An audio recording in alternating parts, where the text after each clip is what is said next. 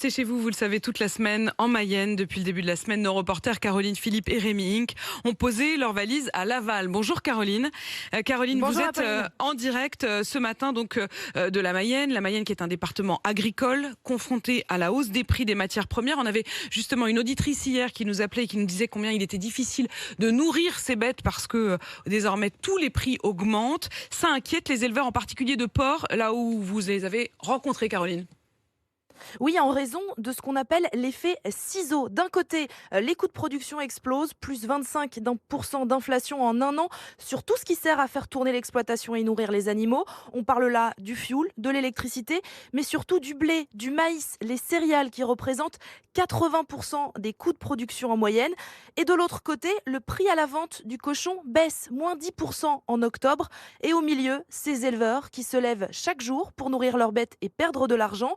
Les plus anciens qui ont un petit peu de trésorerie serrent les dents, mais pour les plus jeunes qui viennent de s'installer, eh bien cette crise est encore plus dure à encaisser. Michael Guillou est éleveur de porc depuis 2004, Esteban Huette depuis 1 an et demi. Nous avons assisté aux échanges entre ces deux générations dans l'exploitation porcine de Michael à Astillé, au sud de Laval. Donc là, on va rentrer dans l'élevage. Ah oui, donc là, ils sont vraiment tout petits, là. Ils viennent de naître. Donc ça, c'est de l'aliment deuxième âge, en fait, premier âge plutôt. Et donc, c'est de l'aliment qu'on achète entièrement donc, à la coopérative. Cet aliment-là, il a dû prendre 60 € de la tonne de plus que l'année dernière à la même époque. Comment est-ce que tu les alimentes En fait, tes truies on leur donne de la soupe. La soupe, en fait, c'est un mélange de céréales et de protéines avec de l'eau.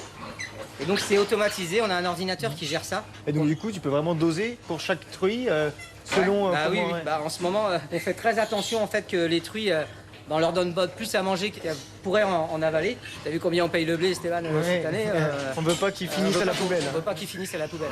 Ouais. Ces cochons, en fait, l'année dernière, ils nous coûtaient autour de d'1,50 € à produire. Et aujourd'hui, ça nous coûte autour de 1,80 € en fait. Du kilo. Hein. Et aujourd'hui, on est payé 1,23 €. Tu as fait ton calcul, combien tu gagnes d'euros par cochon?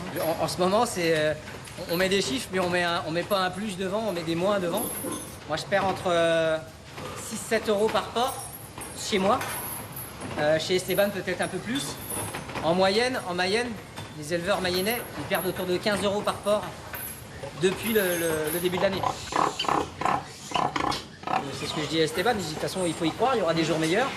Je dirais, moi aussi je suis passé par des moments compliqués, quand on est jeune c'est forcément plus compliqué. Je prends la crise de plein fouet. Pour l'instant, je fais le dos rond. Il y a des mois, j'ai arrêté de me verser un salaire, mais je fais au mieux, quoi. Je fais toutes les économies que je peux de mon côté. J'espère que ça va pas durer. De toute façon, ça peut pas durer pour moi un an et demi comme ça. Sinon, je mettrai la clé sur la porte ou j'arrêterai le cochon et je ferai plus que des céréales. La situation, elle est vraiment difficile. On l'entend avec ces témoignages. Est-ce que ces éleveurs, ils ont des aides?